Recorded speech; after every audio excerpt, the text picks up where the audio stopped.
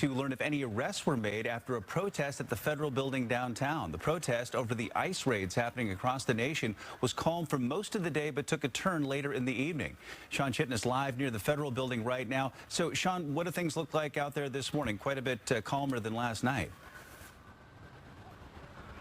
Bill, that's right. It is a quiet start to the day. We've been watching people go into the building likely to start their day at work. We can even see some Lime bikes and scooters on the sidewalk properly parked, but we are told that overnight there were still some people out and about here at the building, and some of those bikes being used to jam the doors. We have driven around this morning, though, and we don't see any of that activity. So let's show you what we were seeing last night when protesters were able to pile up those bikes and anything else they could find to block cars from exiting the Henry M. Jackson Federal Building. These protests join demonstrations we're seeing across the country this week.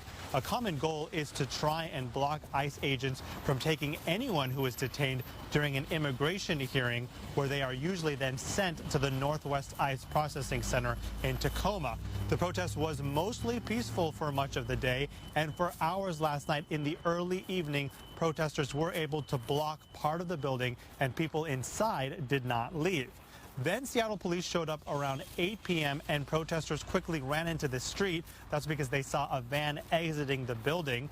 There were confrontations between police and protesters, with officers using pepper spray and other tactics like non-lethal rounds to clear demonstrators. Later in the night, we did see some protesters burning an American flag. They also tried to raise it onto a flagpole, but weren't able to do that.